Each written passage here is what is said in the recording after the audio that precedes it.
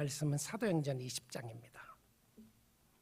28절부터 32절에 있는 하나님의 말씀을 봉독해 드리겠습니다. 여러분은 자기를 위하여 또는 온 양떼를 위하여 삼가라. 성령이 그들 가운데 여러분을 감독자로 삼고 하나님이 자기 피로 사신 교회를 보살피게 하셨느니라. 내가 떠난 후에 사나운 이리가 여러분에게 들어와서 그 양떼를 아끼지 아니하며 또한 여러분 중에서도 제자들을 끌어 자기를 따르게 하려고 어그러진 말을 하는 사람들이 일어날 줄을 내가 아노라. 그러므로 여러분이 일깨어 내가 3년이나 밤낮 쉬지 않고 눈물로 각 사람을 훈계하던 것을 기억하라. 지금 내가 여러분을 주와 및 그 은혜의 말씀에 부탁하노니 그 말씀이 여러분을 능히 든든히 세우사 거룩하게 하심을 입은 모든 자 가운데 기업 있게 하시리라. 아멘. 하나님의 말씀이었습니다.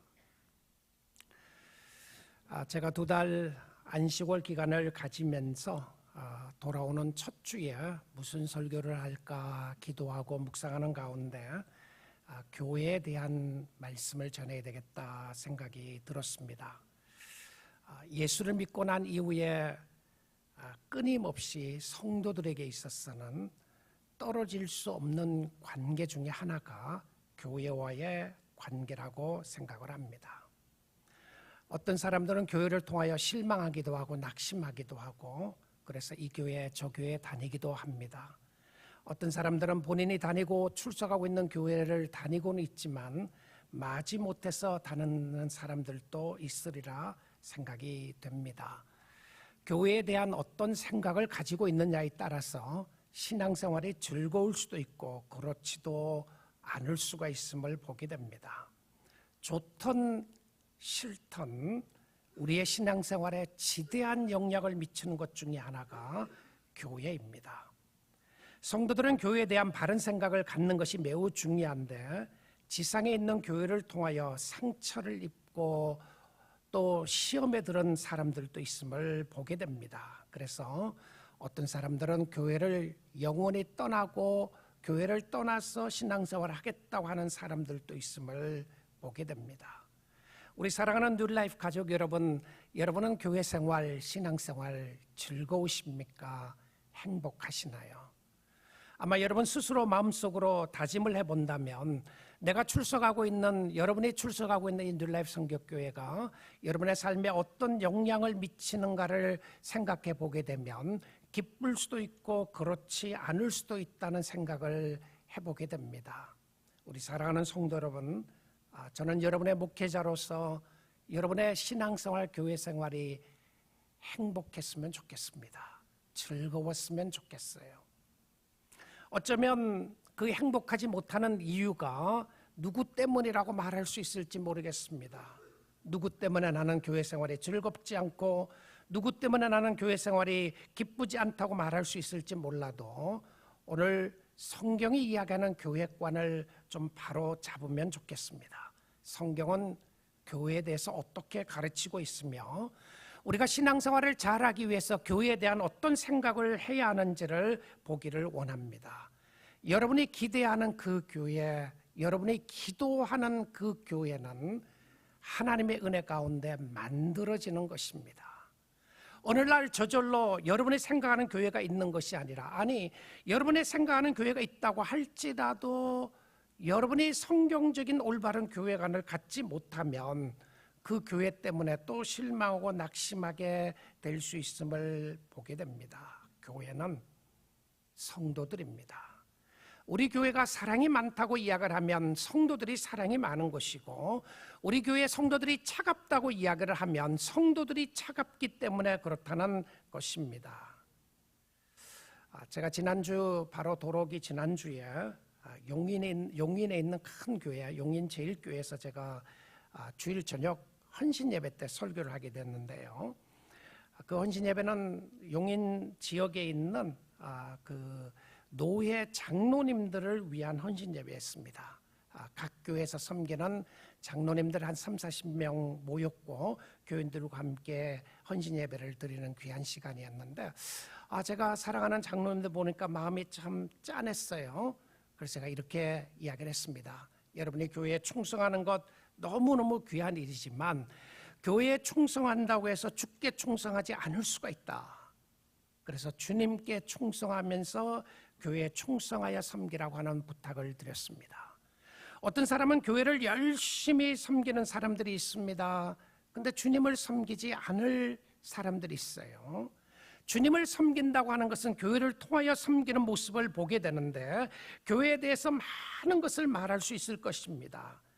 그런데 교회에서 가장 중요하게 알아야 할 것은 교회는 성삼위일체 하나님이 계시는 교회는 하나님의 교회입니다. 몇 사람이 모여있느냐가 중요한 것이 아니라 얼마나 많은 사람이 있느냐 얼마나 적은 사람이 있느냐가 중요한 것이 아니라 그 교회를 통하여 성령의 임재하심이 있으며 또한 그뿐만이 아니라 하나님을 사랑하고 섬기는 교인들이 얼마나 있느냐가 교회의 승패를 좌우하는 모습인 것을 보게 됩니다. 왜냐하면 교회는 하나님이 주관하고 하나님이 다스리고 있는 교회이기 때문에 그렇습니다. 사도행전 20장 오늘 본문 28절 한번 보겠습니다. 여러분은 자기를 위하여 또는 온 양떼를 위하여 삼가라. 성령이 그들 가운데 여러분을 감독자로 삼고 하나님이 자기 피로 사신 교회를 보살피게 하셨느니라. 자, 뒷부분을 먼저 한번 보겠습니다. 하나님이 자기 피로 사신 교회를 보살피게 하셨느니라. 여러분, 교회는 건물이 아니죠. 뉴라이프 성격교회라고 이야기하면 오늘 모여있는 우리 성도님들이 교회인데 부르심을 받은 사람들이 교회죠.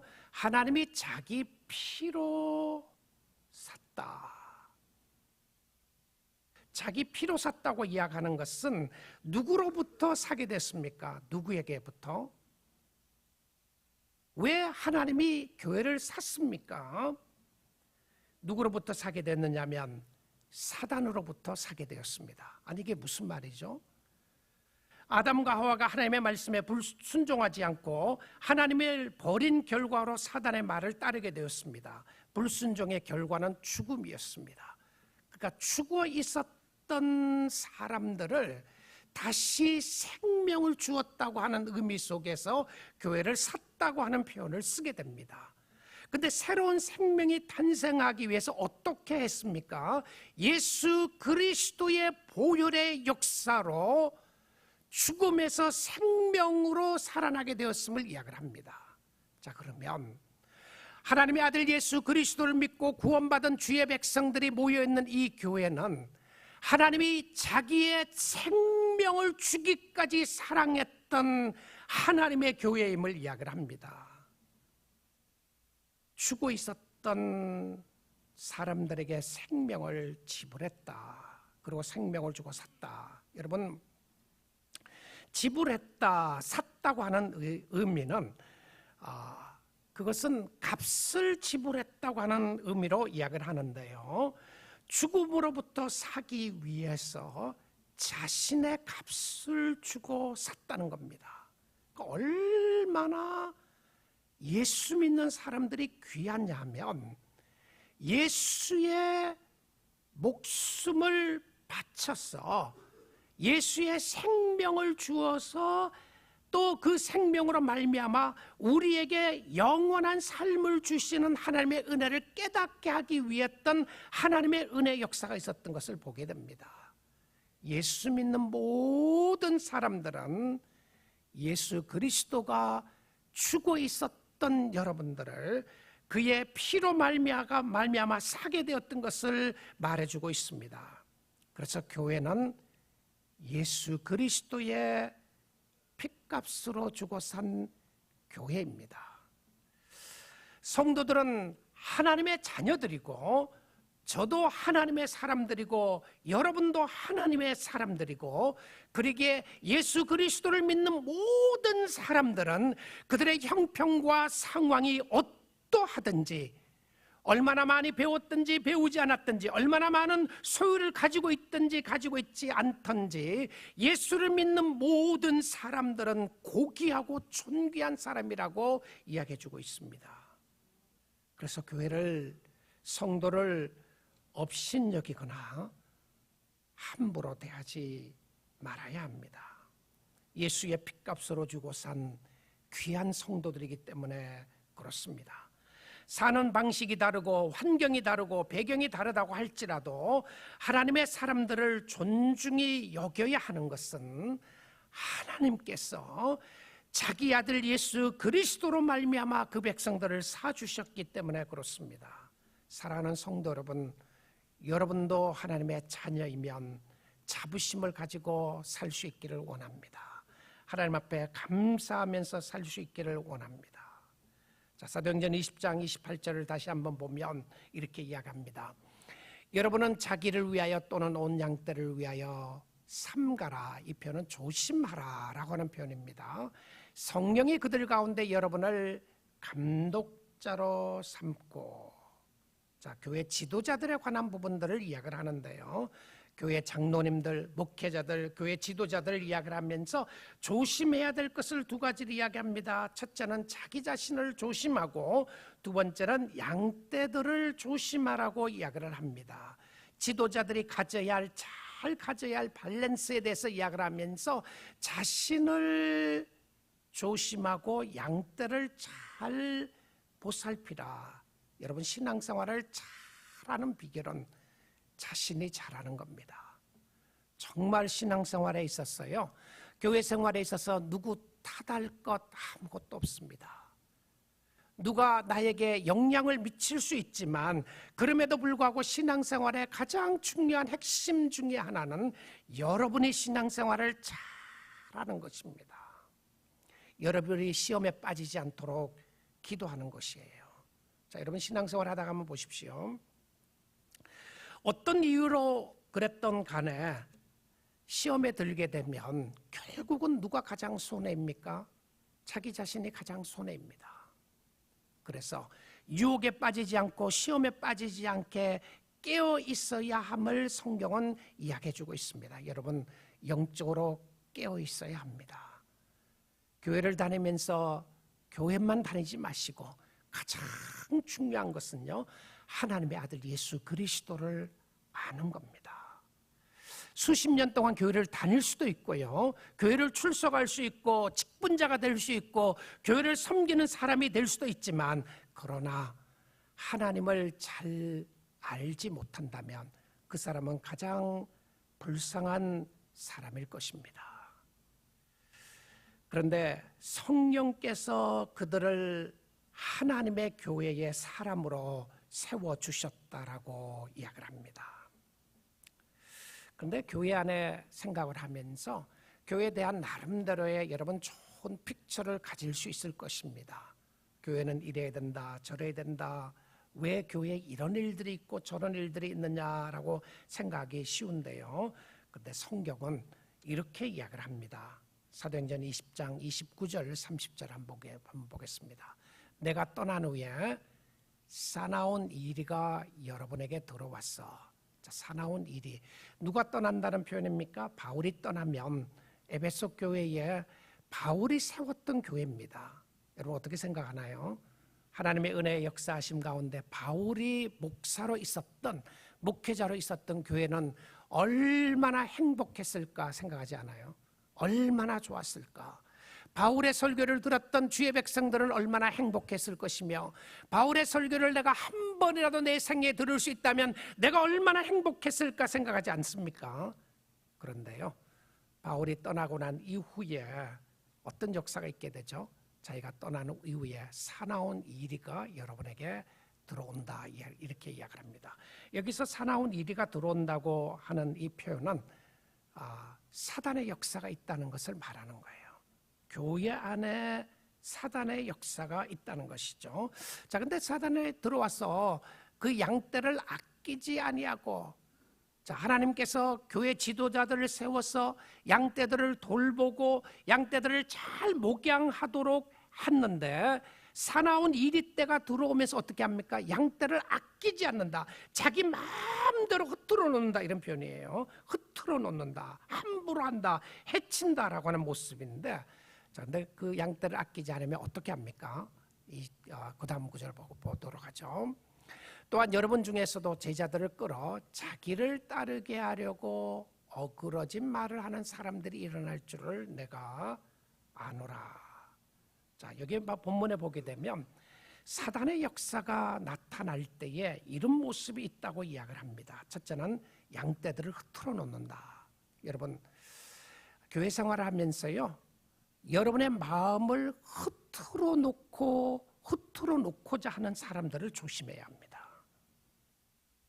그러니까 주께로 향하지 못하도록 하고, 그 주께로 향하지 못하도록 하는 것뿐만이 아니라 결국은 하나님을 섬기고 하나님을 잘 따라가는 사람들에게 있어서 늘 조심하게 보아야 될 것 중에 하나는 무엇이었냐면, 그 목회자가, 그 장로님이, 그 권사님이, 그 교회 지도자들이 결국은 그 사람이 나로 하여금 누구를 따르게 하느냐가 굉장히 중요합니다.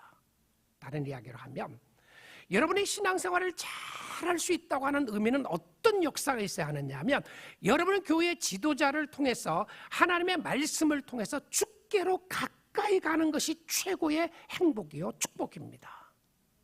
여러분이 교회를 생활을 하면서요, 수십 년 했는데 주께로 가까이 가는 것이 아니라 주님께로 멀어지고 어떤 한 개인을 따라가고 어떤 한 개인의 소명을 따르고 그 사람을 좋아함으로 말미암아 주님으로부터 멀어져 있다면 그것은 잘못된 길로 가는 요소 중에 하나입니다. 우리 사랑하는 성도 여러분, 여러분의 주님을 잘 섬기는 방법 중에 하나는 주께로 가까이 가는 겁니다. 주께로 가까이 가는 거예요. 자, 그런데 이 제자를 끌어 자기를 따르게 한다라고 되어 있죠. 근데 결국 목적은 하나님을 따르지 않고 자기를 따르게 하는데, 자기를 따르게 함으로 그들이 쓰는 도구가 무엇이었냐면 언어입니다. 언어예요. 따르게 하려고 어그러진 말을 하는 사람들이 일어날 줄을 내가 아노라.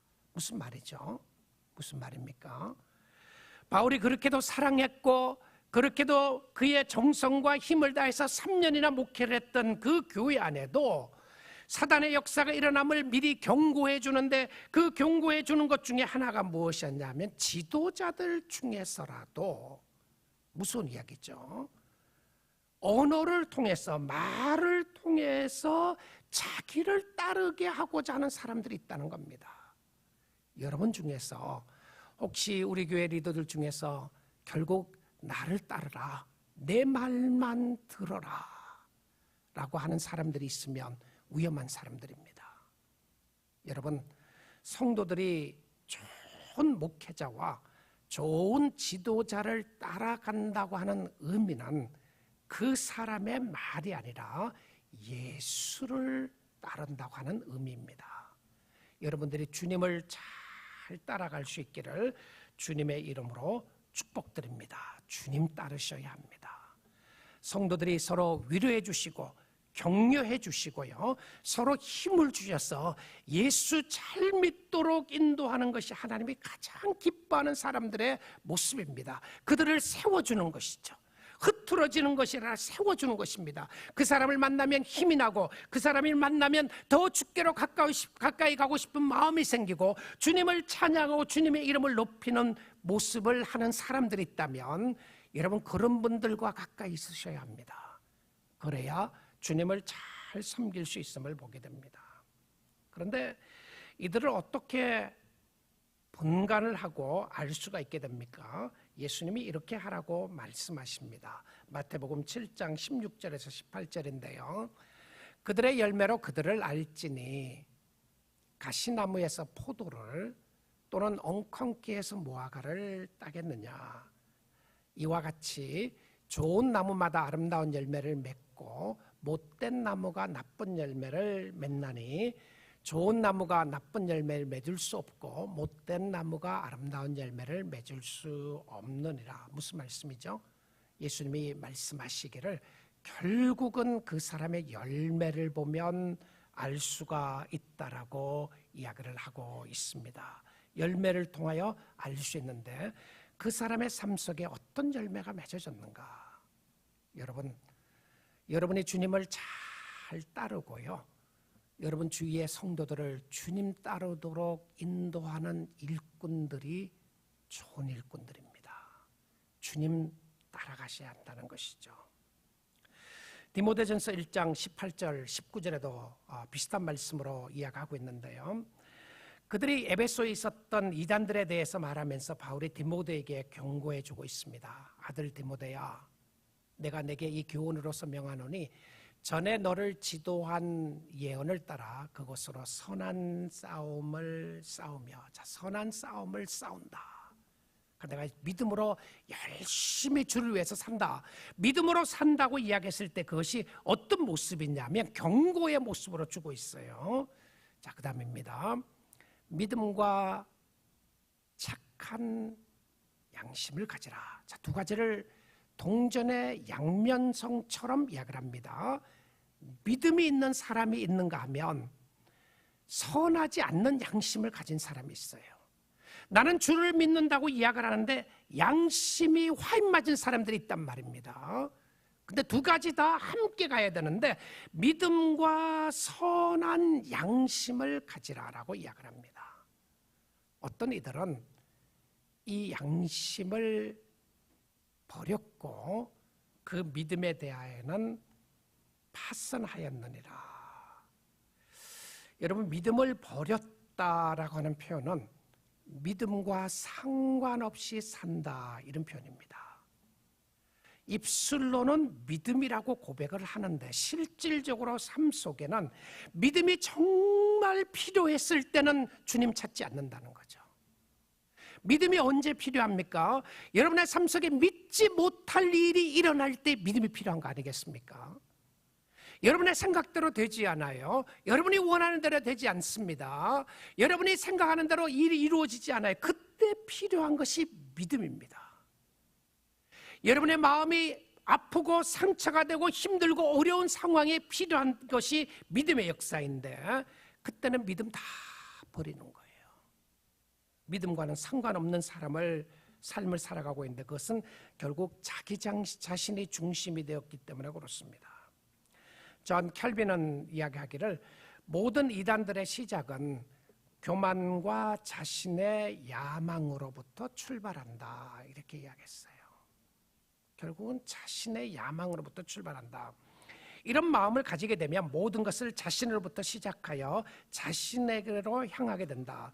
자기 중심이 된다. 선한 양심으로 하나님을 두려워한 마음이 없어지기 때문이다. 우리 사랑하는 성도 여러분, 오늘도 여러분을 사랑하시는 주님 앞에 신앙생활 할 수 있기를 주님의 이름으로 축복드립니다. 살아계신 하나님 앞에서 신앙생활 하십시오. 사람들이 보든 안 보든 주님이 살아계시기에 주님 앞에 두렵고 떨림으로 주를 섬길 수 있는 축복이 있기를 원합니다. 사단의 역사는 교회 안에서 활동을 합니다. 우리를 미혹하고 우리를 시험에 빠지게 하는데 적을 알면 그 적이 언제 오는지 알 수가 있게 됩니다. 미혹하고 시험에 빠지지 말아야 하는데 Prayer Evangelism이라는 책에서 존 스미트 목사님은 사단은 이런 네 가지 영역 속에서 우리를 미혹한다라고 이야기를 합니다. 기도하면서 전도하는 기도 전도 책이라는 책에서 하는 이야기인데요. 첫째는 타락한 죄의 습성 때문이다라고 이야기를 합니다. 그러니까 결국은 타락한 죄의 습성이 우리 모두에게 있는 거예요. 자, 그러면 저를 비롯해서 우리 모두가 사단의 미혹에 열려 있다는 겁니다. 사단은 언제든지 나를 미혹하려고 하고 있고 나를 무너뜨리려고 하고 있고 내가 교만해짐으로 말미암아 하나님 앞에 가까이 나가지 못하도록 미혹하는 모습이 나에게도 언젠가는 언제든지 열려 있다는 겁니다. 저뿐만 아니라 우리 모두가 마찬가지입니다. 타락한 죄의 습성 속에는 미혹의 영이 늘 존재하고 있습니다. 나는 안전하다. 나는 아무런 미혹도 없고 유혹도 없다가 아니라요. 타락한 사람들에게 있는 죄의 습성이고 그러기에 우리는 늘 유혹에 노출되어 있습니다. 주위에 얼마나 우리를 미혹하는 요소들이 많습니까? 여러분 신문을 보거나 인터넷을 보거나 또 또 TV를 보거나 주위의 상황을 쭉 보시면 끊임없이 우리를 유혹하고 미혹하는 요소들이 많이 있죠. 어떨 때는 우리의 생각도 거기에 미혹되어서 성경의 가르침으로 바로 깨닫지 못하는 모습들을 보게 됩니다. 그리고 세 번째로 잘못된 가르침으로 인하여 오는 도덕적이고 영적인 공격들이 있습니다. 여러분, 주의 말씀을 잘 배우는 것이 중요하죠. 그런데 또한 중요한 것 중에 하나는요, 여러분이 배운 것을 버리는 것도 중요합니다. 무슨 말씀인지 아십니까? learn, unlearn이라고 그러죠. unlearn한다. 그러니까 내가 지금까지 알고 있던 것을 버리는 것. 자, 이게 참 힘들죠. 나이가 들면 들수록 우리가 습관이라는 것이 있고요, 내가 믿는 것이 확고하다고 하는 생각을 떨쳐버리기가 쉽지가 않아요. 여러분이 강력하게 주장하고 있는 것들 있잖아요. 교회는 이래야 한다, 신앙생활은 이래야 한다, 아니면 사람은 이렇게 살아야 한다, 아니면 이것은 성공이다. 여러분, 여러 사람들하고 이야기를 하다가 보면 저 사람이 왜 변하지 않을까? 왜 변하지 않을까? 그 이유 중에 하나는요, 언론하지 않아서 그렇습니다. 무슨 말이냐면 지금까지 배웠던 것을, 지금까지 자기가 알고 있었던 것이 틀렸다고 인정하지 않기 때문에 그러는 경우들이 많이 있어요. 자, 교회 생활하다가 낙심되고 실망하고 좌절했으면 여러분이 생각하는 교회에 관해 있을 겁니다. 그리고 왜 실망했는지 분명한 이유가 있을 거예요. 근데 성경은 뭐라고 이야기하는지 가르쳐 줌에도 불구하고 가지고 있었던 선입관념들을 버리기가 쉽지가 않아요. 그런데 선입관념을 버리고 다시 배울 수 있는 역사는, 이것은 성령의 역사입니다. 성령의 깨달음이에요. 자, 여러분이 그동안 알고 있었던 것, 한번 신앙생활을 하면서 내가 틀렸다고 고백한 것, 어떤 것이 있으셨나요? I was wrong. 내가 틀렸습니다. 하나님, 내가 틀렸습니다. 내가 잘못했습니다. 진정한 회개는 하나님과 동의함으로부터 시작합니다. 하나님, 당신이 옳고 내가 틀렸습니다.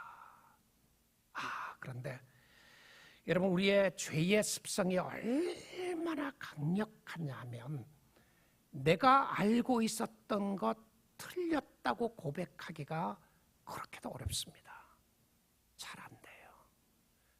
그런데 저는 믿고 있는 것은 성령의 강권적인 역사가 나타나면 여러분의 연세가 얼마이든지 상관없이 성령의 임재하심과 역사하심은 여러분의 생각을 파괴하고 진리의 말씀을 믿게 하게 하는 줄 믿습니다. 이걸 사모하십시오. 하나님, 혹시라도 내가 잘못된 생각을 가지고 있으면 고쳐주시기를 원합니다. 여러분, 그런 기도해 보셨나요? 하나님, 내가 잘못된 교회관, 잘못된 신앙관을 가지고 있으면 내가 바뀌어지기를 원합니다. 자, learn, unlearn, 세 번째는 relearn입니다. 다시 배우는 거예요. 다시 배우는데도 교과서가 뭐죠? 성경입니다. 내 생각은 옳고 당신의 생각은 틀리다가 아니고, 나는 항상 옳고 당신이 틀렸다는 것이 아니라 항상 옳은 것은 무엇입니까? 성경입니다. 하나님의 말씀이에요. 하나님의 말씀이 진리고 말씀 가운데 가까이 나가야 하는데, 우리는 또한 때로 사단의 역사 가운데 있는 것 중에 하나가 시련과 환난, 고난, 그리고 배신감으로 인하여 믿음에 대해 의심하거나 하나님을 배반하는 행위다라고 그는 이야기를 합니다. 여러분, 많은 경우에 주님을 믿다가 신앙생활에 좌절하고 낙심되는 것 중에 하나가 여러분의 생각대로 되지 않기 때문에 그런 거 많지 않아요? 하나님, 내가 주님을 믿으려고 하는데 왜 우리 가정에 이런 문제가 있습니까? 하나님, 왜 나에게는 성공을 주시지 않습니까? 하나님, 왜 나에게는 기도 응답을 해주지 않습니까? 왜 나에게는 이런 환난과 핍박이 있습니까? 여러분, 그러면 가장 먼저 의심하는 게 뭔지 압니까? 하나님의 선하심입니다. 하나님이 좋으신 하나님 같지가 않아요. 자, 그런 생각으로 계속 빠져나가게 되면 결국은 하나님이 좋으신 분이 아니시라고 한다면 하나님은 나에게 차별하게 대우한다고 생각을 합니다. 자, 하나님이 나를 차별하게 대우하고 저 사람은 더 잘해주고 나에게는 그렇지 않다고 생각을 하게 되면 우리의 마음속에 사단의 역사가 임하게 되는 거죠. 사단의 역사가 임하게 되면서 우리의 마음을 뒤흔들어 놓는 것 중에 하나가 뭔지 압니까? 우리의 마음이 섭섭해지는 겁니다. 누구에게 대해서? 하나님에 대해서 섭섭한 거죠. 하나님 그럴 수 없습니다.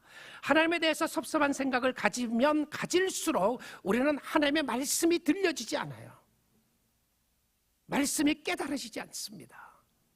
자, 그런 가운데서 우리가 듣고 깨달아야 하는 것은 무엇이었냐면 우리의 형편과 상황에 상관없이 하나님은 우리를 가장 선하시고 좋으신 길로 인도하여 주시는 하나님이신 것을 믿는 겁니다.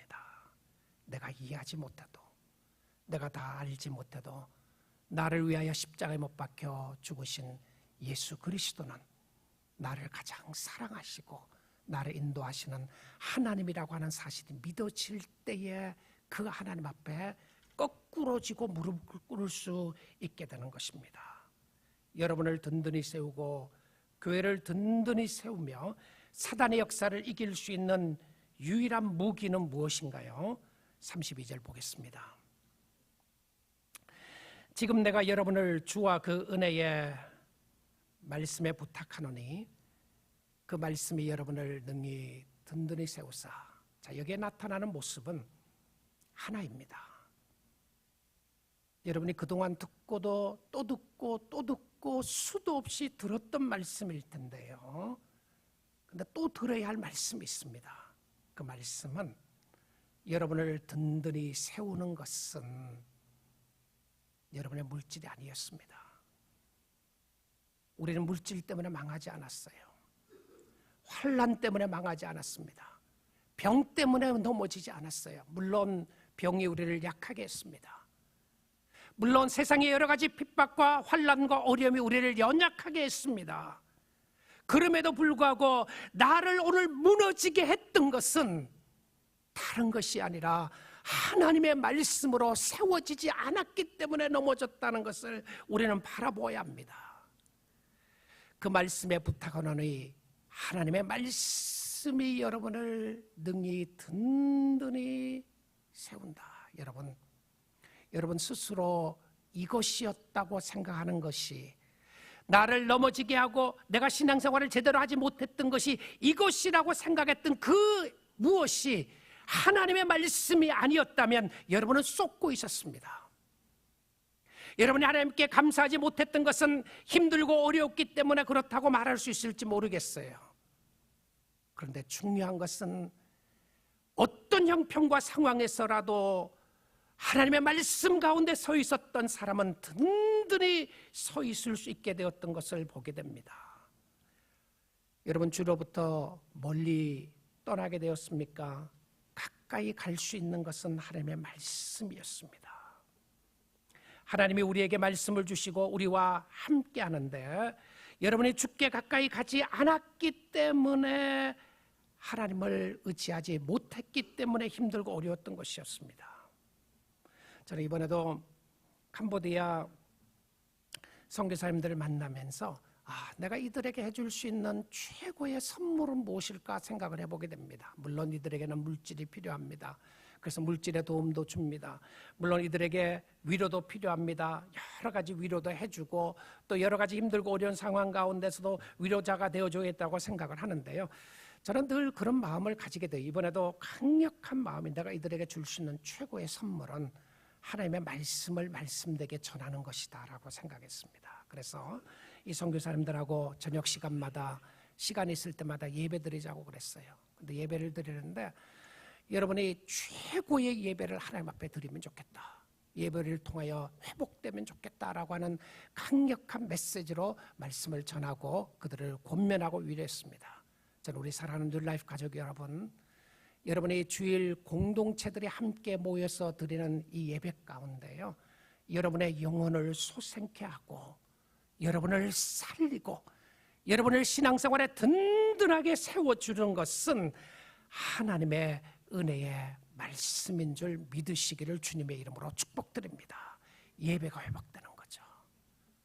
예배를 통하여 하나님 앞에 감사가 있고 찬양이 있고 마음을 다하여 주님을 찬양하고 은혜의 말씀 앞에 아멘으로 화답하고 여러분의 주님을 사모하는 마음을 가지시고요, 세상에 더 어떤 그 무엇이 여러분에게 없었어가 아니라, 아니 더 가졌어가 아니라 우리를 든든하게 세우는 것은 하나님의 말씀인 줄 믿습니다. 여러분을 위하여 십자가에 못 박혀 돌아가신 예수 그리스도가 아직도 여러분을 사랑하고 있고 여러분과 함께하고 있음을 보아야 합니다. 여러분, 은혜 받으면 다 해결됩니다. 문제는 하나님의 은혜를 받으면 해결돼요. 그렇지 않아요?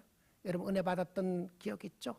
정말 주님이 살아계시고 주님이 나를 사랑하시고 내가 주님의 사랑 가운데 거하고 그 은혜가 너무 크다는 것을 깨닫게 되니까 어떻습니까? 헌신하고 봉사하는 게 너무 즐겁지 않았습니까? 주님을 섬기는 것이 너무 좋았지 않았습니까? 예배 가운데 오는 것이 얼마나 큰 축복이었던 것을 알게 되지 않나요? 저는 우리 사랑하는 뉴라이프 가족 여러분 모두가, 우리 모두가 예배를 사모하고 주님을 사모하는 공동체 되기를 원합니다. 말씀을 듣는 것으로 끝나면 안 됩니다. 믿음으로 사셔야 합니다. 히브리서 4장 2절 말씀입니다. 그들과 같이 우리도 복음 전함을 받은 자이나 들은 바 그 말씀이 그들에게 유익하지 못한 것은 듣는 자가 믿음과 결부시키지 아니함이라. 어떤 경우는 말씀이 안 들렸어가 아니에요. 말씀의 능력이 나타나지 않았던 이유는 왜 그렇습니까? 믿음과 연결시키지 않았기 때문에 그렇다고 되어 있습니다. 이게 무슨 말입니까? 여러분이 들은 말씀이 그대로 이루어질 것이라고 하는 것에서 필요한 것은 믿음입니다. 믿으셔야 합니다. 믿어야 기적이 나타나요. 하나님 성령의 역사로 말미암아 나의 심령 속에 성령의 은혜가 있게 될 줄 믿습니다. 믿는 거죠. 하나님이 살아계심을 믿습니다. 나의 마음속에 의심이 있는 것을 떨쳐버리고 예수 그리스도를 의지하겠습니다. 믿음의 역사입니다. 내 감정대로 내 생각대로 되지 않는다고 할지라도 주의 말씀 의지하고 내가 죽으러 나아가겠습니다. 믿는 거예요. 주의 몸된 교회를 사랑하고 섬기겠습니다. 예수 그리스도의 핏값으로 주고 산 교회를 위하여 기도하고 헌신하겠습니다. 믿는 겁니다. 믿음으로 나아가면 하나님께서 놀라운 역사로 기적의 역사를 일으켜 주실 줄 믿습니다. 주께 가까이 가는, 예수께 가까이 감으로 말미암아 예수 사랑하는 공동체가 되고 예수 이름 높이는 공동체가 될 수 있기를 주님의 이름으로 축복드립니다. 아멘. 우리 같이 한번 기도하겠습니다. 자, 우리 시간 함께 같이